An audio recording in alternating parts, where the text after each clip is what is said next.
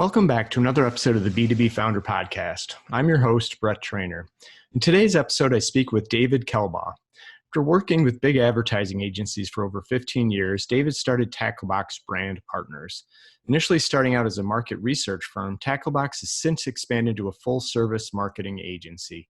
David now uses his marketing expertise towards helping early-stage companies get their brand correct so they can build the momentum that allows them to scale. Today's episode is all about branding. David and I discuss the different misconceptions involving branding, what is his definition of it, and why your end goal should be to turn customers into your advocates. We also talk about the tactics that no longer work and the steps any startup can and should take to build their brand. So tune in and grab some amazing insights on what you can do starting today.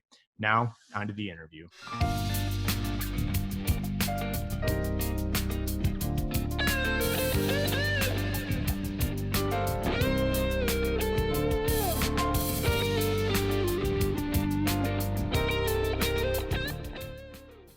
Hey, morning, David. Welcome to the podcast. Hey, Brett. How you doing? I'm doing well, and thank you for joining us today. We're going to be talking all things branding. But before we do that, why don't you share with the audience a little bit about your background and what you're working on today? Yeah, my name's David Kelbaugh. I founded a company called Tacklebox I can't believe I'm saying this, but about 8 years ago. Before that, I worked at the really big advertising agencies for about 15 years or so. Leo Burnett, Ogilvy, Draft. Kind of paid my dues and learned what I could at the big ad agencies. Great experience, wouldn't trade it for the world. You know, I think I'm pretty lucky, Brett, in the sense that I've known since a very early age what it is that I'm going to do for a living. I'm just very blessed in the sense that I've been able to identify it and pursue it like crazy. That's kind of made me a one-trick pony. I don't know what the hell else I would do if I weren't doing this, but I love it now as much as I ever have. It's rewarding and interesting and exposes me to a lot of different businesses. So Tacklebox is really a full-service marketing agency. We started out as a market research firm. Let's call it 80% research, 20% creativity. And then our clients asked us to start to scale our services. And now we're as much research as we are creativity. We're as much branding as we are ongoing marketing. So the business has grown. I'm kicking myself that I get to do this every single day. And thanks to COVID, I get to do it every single day in my sweatpants as well, which is just an added plus. I'm happy to be here. Thanks for having me. That's awesome. And, some of us are still trying to figure out what we want to be when we grow up. So having that direction early is a good thing. Yeah. And I think having that, I've known a few folks with the agency experience and almost to a person, either they do that for their entire career, or they say, hey, it was a great experience. I'm going to take what I learned and see if I can, works with some other folks. So it sounds like you took the path of, hey, how do I help, maybe smaller companies? Because you work with a lot of startups, and why don't you a little bit of on who you work with predominantly? Yeah, lots of startups. We really haven't actively chased any what I would consider to be large companies. The ones that we are fortunate enough to work with have really found us rather than the other way around. Tacklebox was founded to help the early stage companies, lightly funded usually, really get their brand right and set their trajectory in the marketplace. At the end of the day, I think what we provide more than anything else is momentum for companies. And, you start to look at all the organizations and companies that have found mass market success over the years. The one thing that they all have in common is momentum, no matter how you define it. They're making progress. The winds are at their back. They're getting attention, momentum, and they're getting coverage from the press. They're attracting the right type of employees, the right types of customers. Not all customers are good, by the way, right? I think that's a big thing about branding. I remind my team and our clients too, branding is about attracting the right customer as much as it is repelling the wrong customer. Especially, I know, Brett, you've got a real interest in the B2B space. And it's particularly true in the B2B space. The amount of time that a sales team spends chasing the wrong type of opportunity, you translate that time to dollars and you've just lost a lot of dollars. I'd argue now more than ever is important, is Yeah. more important now than it ever has been. I think it's so true. We talked a little bit offline. I've definitely been more of the execution, right? If you're clean with execution, but really, since I've been doing the podcast and started back into the startup world, the value of the employee experience, the customer experience, and it to create. And I love the word momentum because I think that is so true. We see the companies that are growing have momentum, and what I really took away from some of your work is it starts with the brand. And I think we throw around brand way too loosely in the sense of brand, but the way you define it and encourage businesses to look and put brand at the center of all business decisions, if I'm quoting you correctly, You are. it's such fundamentally sound advice. It seems intuitive, but maybe you can help us kind of unpack what your definition of brand and why it is critical, especially from a startup stage as you're trying to cut through the noise, right? Yeah, it's a good question, and you're totally spot on. I mean, even people in my industry that have done this their entire careers, you ask 20 of them to define what a brand is, you're certainly going to get 20 different answers. And I'm not here to tell you that mine is correct, but I'm just here to tell you what I believe, right? Yeah. And so for us, branding is really how is the art and science of being remembered. It's really about being remembered. How should my organization be remembered? How do we get it to be remembered in the right way by the right people? That's really what I think branding is. It's not about conveying the benefits of the product. It's certainly not about logos and naming and all of that. It's about getting your organization to be remembered in the right way by the right people. And in my experience, as many startups as we do, a lot of the founders of companies are also the chief product person, right?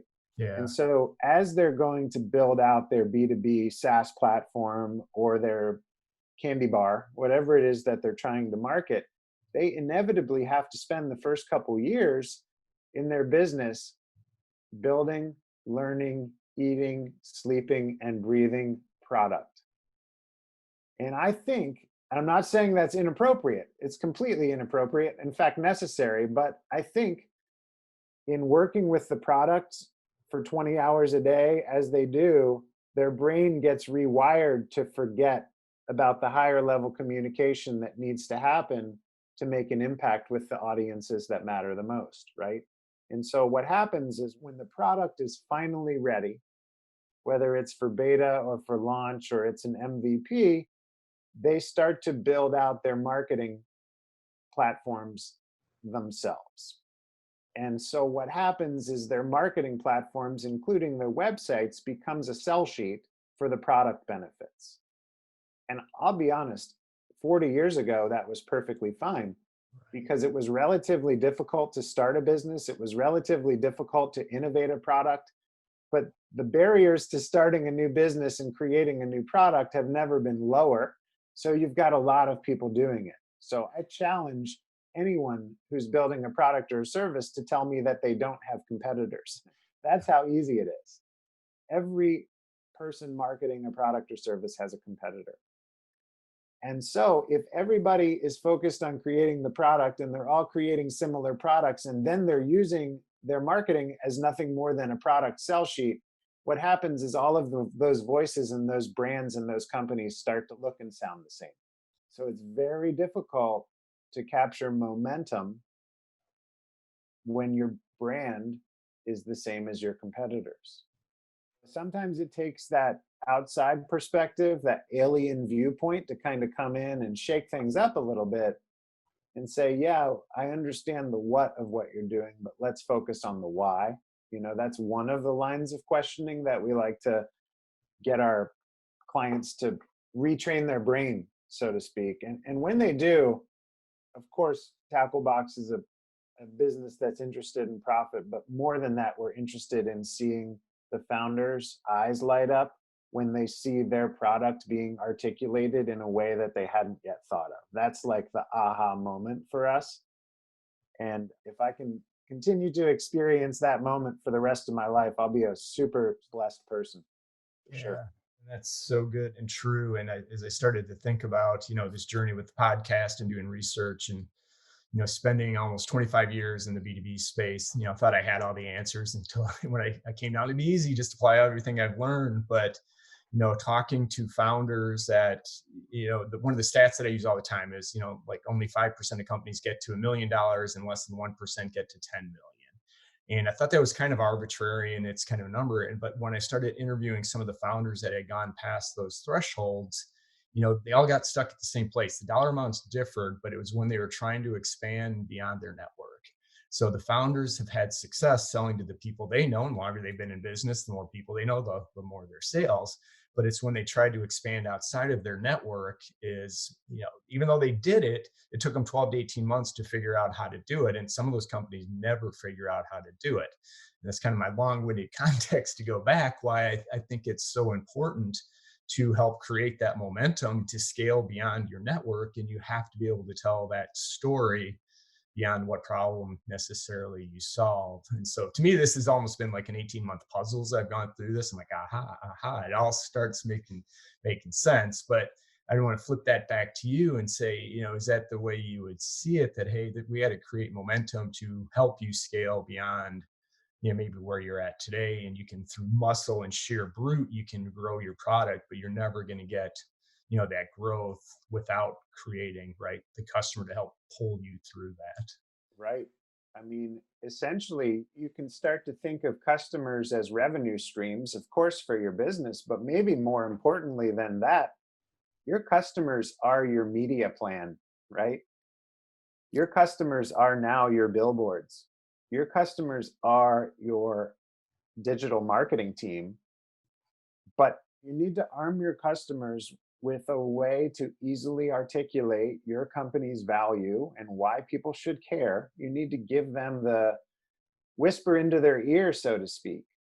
Like, if you were to tell all of your friends how happy you are with our platform or our service, this is exactly how you'd say it. And that's really the role that the brand plays. Because getting customers and repeat customers, to your point, Brett, will get you a decent amount of revenue.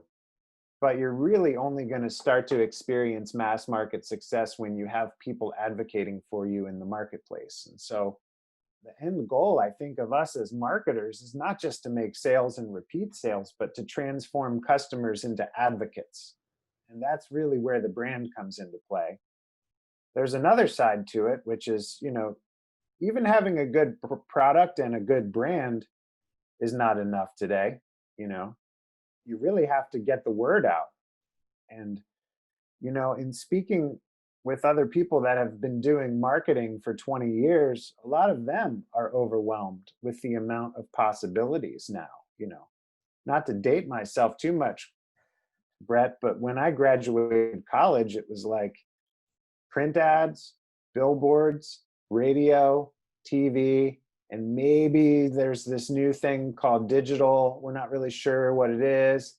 I mean, you had 5, maybe 6 media channels. It was a hell of a lot easier to spend your marketing budget and sprinkle the dollars across 6 channels than it is across thousands right now, right?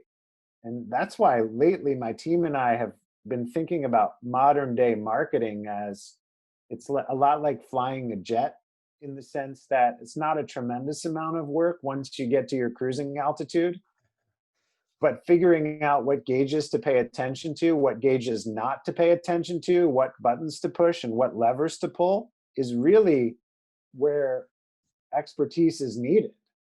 You really need a co-pilot that tells you what buttons to push, but maybe more importantly, what buttons not to push. Because you can waste a whole lot of time and money pushing a button that isn't going to do much for your airplane. Right. So we start to think about marketing as really 3 disciplines. There's the strategic research side of things. There's the brand building side of things, which is really building out the necessary assets that you as a marketer will need in order to do your job. And then the third phase is really the marketing side of things, which is really flying the jet. Yeah.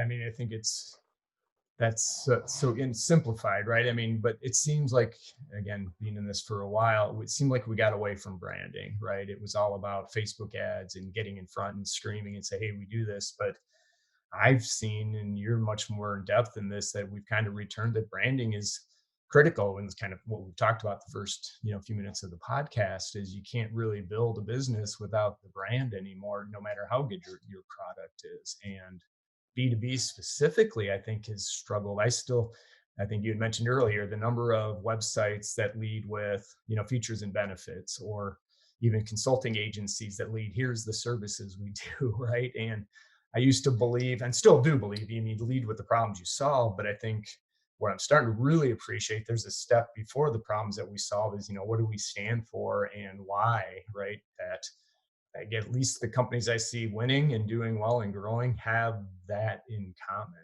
Is that a fair statement, you think?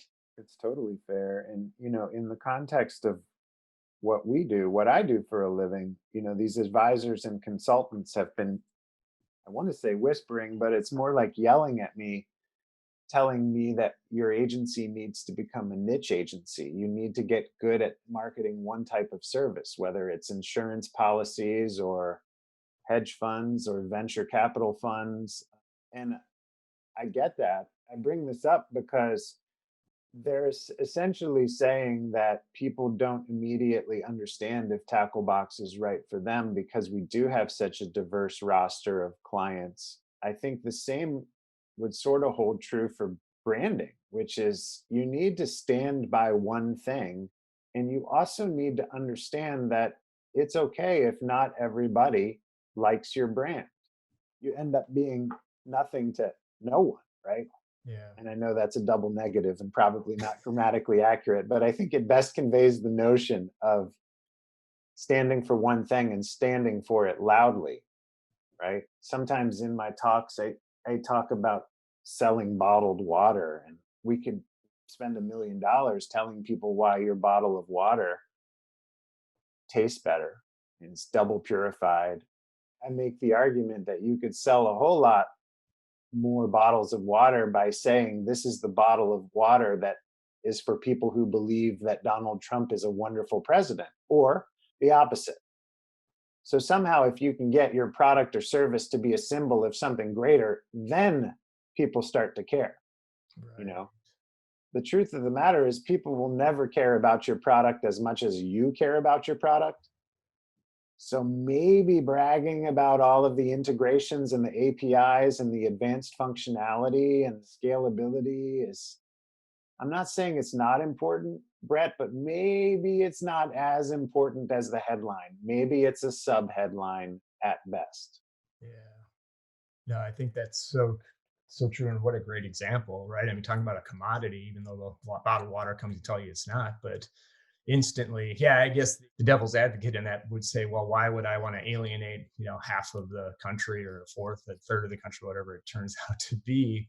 But I think it goes back to your original point of, hey, it's only going to resonate with certain folks anyway. They probably weren't our customers anyway, based on it. So why are we not going after the ones that really are our customers and make them more, not maybe passionate, but buy more of our stuff and, really align? I think, are you starting to see more of companies? I know you want them to. Are you starting to see more brands starting to pick a lane and really doubling down on what and who they are?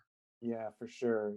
There was, you mentioned commoditization a little bit. I think maybe like 10 years ago, this was driven, frankly, by a lot of the venture capitalists out there. They would invest in a company and lean 100% into more performance oriented marketing, right? The cost per click, the Google AdWords, the Facebook advertising.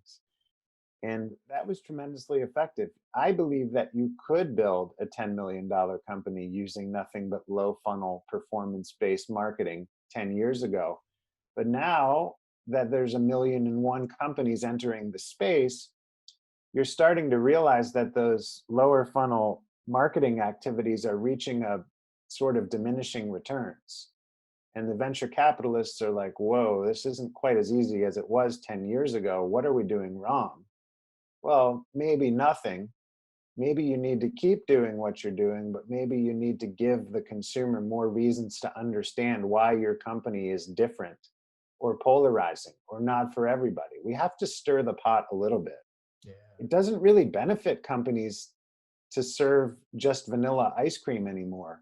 They need to be more experimental to gain the attention of people and the press, bloggers, influencers. It's just a different game than it was even 5 to 10 years ago, in my opinion. For the companies that are doing branding right, their lower funnel performance, like the cost per acquisition, is getting better when they pay attention to their brand. It's still a tough sale because of all the things that we as marketers can be doing, branding is probably the least measurable. But it does lift, you know, all boats, so to speak. Yeah, and I think again, it's hard to measure. I mean, the old world, again, I go back to legacy B2B, right, where we have silos and marketing was, incented and tasked with, marketing qualified leads and sales and just disjointed. And, I can't measure branding, so I'm not going to invest in it. Now, I'm come full boat. It said, start with your story and, make sure it resonates. And, even with my podcast, not having I knew I needed to niche down a little bit. I think I shared offline. It started as a Hardwired for Growth podcast for entrepreneurs looking to scale their business, which was everybody, but nobody, right? At the same time. So when I kind of doubled down on the B2B founder, say, hey, there's nuances within the B2B space and how you grow the company. And it's not just, hire 5 salespeople and you're going to grow. So it's really helping bring folks like you and call it story. So people are like, well, why would you isolate? But I'm like, because that's kind of where the value, and I didn't have the science of, and the benefit of talking to you yet. So now even more convinced that I need to double down and figure out messaging, et cetera. But, I just think in the world that we're living in, cutting through that noise is going to get harder and to find, your tribe or your, with the shared beliefs, right? A little bit of the lingo is going to be really important to grow us. To your point, you can grow a nice business, but if you want a scaling business, you're going to have to figure that out, right? Yeah, scaling is an interesting thing. I think brand provides a ton of benefits there too, in the sense that if you built 90% of the real estate on your website talking about your product, and then your product has to change, or you have to create a new product because the business model that backed your first product is not viable, then you have to redo all of your marketing assets. Whereas if you built all of your marketing communications with a little more brand in mind and a little less product in mind, the amount of work and consequently time and consequently dollars that needs to be spent is substantially less. Yeah. I always talk about Nike and how they never were a shoe company. They just happened to sell shoes. And because they had chosen to be remembered by something bigger than the products they create from day one, they've been able to scale into skateboarding, surfing, golf. They could probably be a competitor to Gatorade if they wanted to, because they were so much bigger. They were being remembered by things greater than the quality of product. Yeah, I think that's a great example. I know it's not B2B, but I think the similarities are there because, again, and I think Nike, and you can give me your expert opinion, it's really about helping people be the best they can be. And I think they focus on the athlete, whether you're a weekend warrior or, a hardcore athlete, they're the brand that's going to help you even get incrementally better. And so, I gotta believe in the early days when they started that campaign, it was, I don't want to say controversial, but it was a different approach, wasn't it? For sure. Very different, very visionary. You know, I haven't read that book that everyone tells me I need to read, Sneakerhead or Or Shoe Dog, I think Shoe is it. Dog. Yeah, Haven't read it either. It's on I my think list. it's on my bookshelf, not just on my list. I think it's actually on my bookshelf. But 2 kids under the age of 8, books are not a big part of my life anymore. I'm putting Uh, a pause on reading for pleasure, but I'm sure that some of the lessons therein are going to be really awesome. But listen, that's obviously a B2C example. I think the principles that underlie great, true, powerful, emotional B2C brands, those principles can be interjected into the B2B space with some slight adjustments. Like, listen, If you're in the fashion or the apparel industry, you can really have your brand come to stand for whatever the hell it is that you want, right? It's really simple. If you're a jeans company like Levi's, to have these jeans become a symbol of freedom and independence and Americana, that's probably too broad of a subject, ownable territory for a B2B SaaS software. Right. But the truth of the matter is, you can still connect yourself to things that people already care about beyond features and benefits. It just takes that outsider's view to come in and shake it up a little bit and say, well, what if really what you're saying is blank? And when it all comes together, you've got an emotional layer of messaging with the rational layer of messaging. That's when you know that you've got it right, because it all just kind of sandwiches together in the communication architecture in like an undeniably powerful and true way.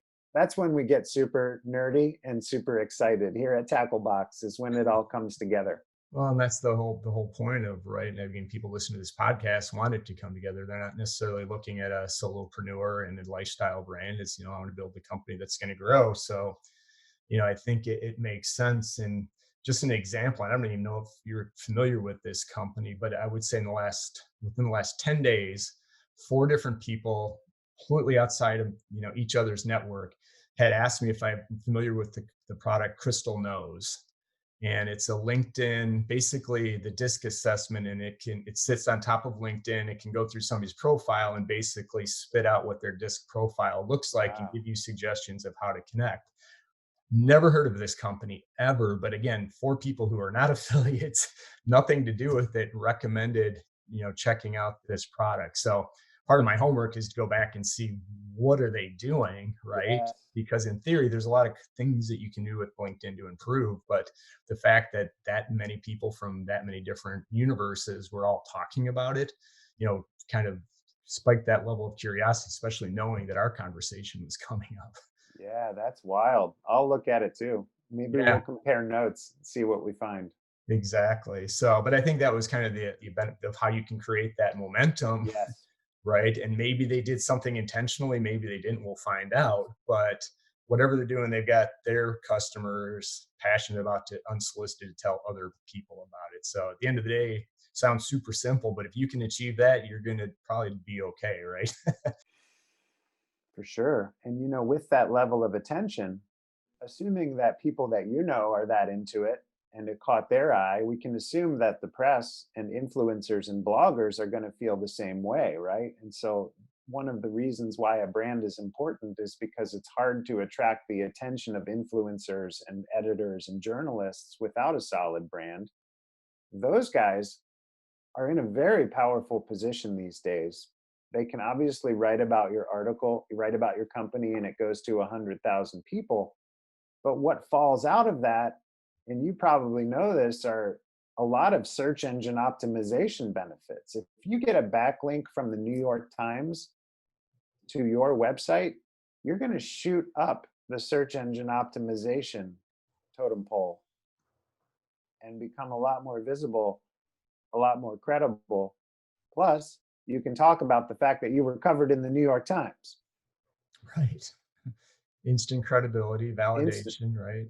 for sure. And if you start to aggregate and look at the majority of articles out there, especially in the B2B space, Brett, are like maybe 50% product, but 50% something else, right? Yeah. Something else.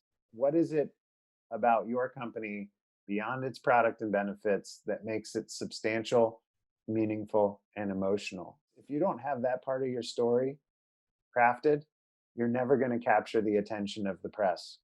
And the press, now more than ever, are super vital. And Yeah. podcasters too. No offense to you, Brett. Like, None take. No, but you're right. And again, where I think I've grown in understanding is, how to grow a B2B company. It used to be, well, we've got marketing and we've got SDRs and we've got sales and we've got customer success. And, we run these campaigns and we try to get engagement. But what I'm finding is a lot of the tactics or strategies that maybe some of the solo brands were doing can be quite effective for B2B brands, from what we would call influencer. Maybe it's now more affiliate or some hybrid of those two, the customer referral programs that we used to take for granted, in the company, and just a lot of different channels that weren't necessarily viable before now are almost becoming central to a strategy, right? Yes, 100%. Well said, for Okay. sure. And like I said, it's again the benefit never too late to learn, right? And Uh, starting to have these conversations. I think that's why turning it to opportunities for startups in the B2B space have never been better. Just because you're taking on some old school companies that aren't going to connect, aren't going to reach as well, and if you're coming in with a new sense of purpose, a new brand, you got a real chance to just still got to deliver on the quality, but the fact that you can get an audience much cheaper than maybe what it was in the old days of even 5 years ago is pretty exciting. yeah, you So, know, all right. So before I want to be respectful of your time, but I know you kind of talk about kind of 4 steps, right? That a startup or a brand should be thinking about, or a company should be thinking about their brand. Again, highly encourage people to reach out to you, check out your content, but maybe you could just touch on kind of those 4 steps, before I hit you with some of my closing questions. yeah, I think, the overarching message that's really important to understand is that right now, everything is easier than it ever has been. And when I say easier, I mean easier to execute, less expensive to execute, but it's also more confusing than ever because there are so many options that we as marketers have at our disposal. And figuring out how to use a lot of those resources and which ones, it's really about energy allocation. Where do we spend our time as marketers? Because if we spent 2 minutes a day on everything that we're allowed to do, we would never sleep. Right. And so there's a lot of great resources out there that allow you to uncover what your competitors are doing. There's a lot of very inexpensive ways to get surveys and market research done. If at all you're seeking investment at any point, make sure that you do some degree of primary research, qualitative, quantitative, ideally both. Let the information that you are able to uncover using those tactics inform the insights that will allow you to develop a brand concept. I'm just using that term brand concept now. We're about 40 minutes into it. That could be a whole other topic someday. But if you start to build your brand much like you did your product, you start to remove a lot of the risk. The idea of transforming your product into a brand becomes a lot less scary, right? So you can develop these brand concepts, share the brand concepts with people who are aligned with what you think are going to be your customer. Pick a brand concept and then start to build out your marketing assets, including your website, social media, all of that. Let the brand concept, which has been objectively reviewed by people who are critical to the success of your company, let that brand concept establish your visual and verbal identity. And then it's go time. Then it's building out the assets and marketing. One of the services that we provide that's been more appreciated now than ever is again, in the spirit of being your co-pilot sitting in the cockpit of the airplane, we'll tell you which marketing tactics to turn on and to ignore. And that right there could save clients, depending on what their marketing budget is, that could save them millions of dollars over the long term. But you got to be careful. You got to make sure that your brand is in tip-top shape in order to gain that credibility. I tell our early stage companies, clients, the single biggest thing that stands between you and mass market success is credibility. The truth of the matter is there's companies that have been doing what you do or a variation of it a lot longer. Constantly, I'm reminded of that expression, nobody got fired for hiring IBM. Right. And I think it's really true these days. So what your company doesn't have in years of experience and fame and trustworthiness, you have to compensate for in the development of your brand. And if you're cobbling together your brand using a Wix website and some horribly designed PowerPoint slides, I'm afraid you're just never going to get the credibility that you need to maximize your likelihood for success and maximize the impact that your marketing is going to have as well. If you have a bad brand, think about your marketing plan as really a disseminator of your brand, right? Yeah. If your brand is bad, then you're magnifying it and multiplying it by thousands of impressions a day. This doesn't end well. And when it's not going well, you're tempted to drop your prices. When you're dropping your prices, this is not an enviable spot to be in. If anything, you should be raising your prices over time, not dropping them. Yeah, as they say, it's a race to the bottom when you're lowering prices. You're not never going to win that battle. Never, Interesting. never. And the one thing I did want to hit you with that I've heard you say a couple of times is I don't want to say it's not important, but your logo and your name are probably the least important of your assets when you start, right? You want to maybe unpack that just a 100%. little bit. 100%. Your company's logo and your name, I'm not saying that they don't matter, but most early stage founders and even more experienced marketers tend to think that logo, colors, and names are extremely important. And I'm not saying they're not important, they're just not nearly as important as people say. There are tremendously successful companies with horrible logos and horrible names. The logo and the name actually start to take on the meaning of the branded material around it more than creating the Okay. power.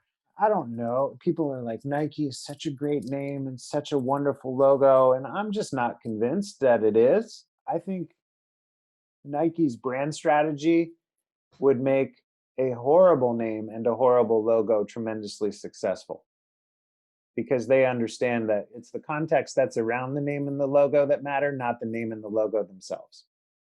I think that's right. I mean, if you started a company called Nike today and you were, half-assed with it, or your messaging wasn't clear, you probably could argue that it was a horrible name, right?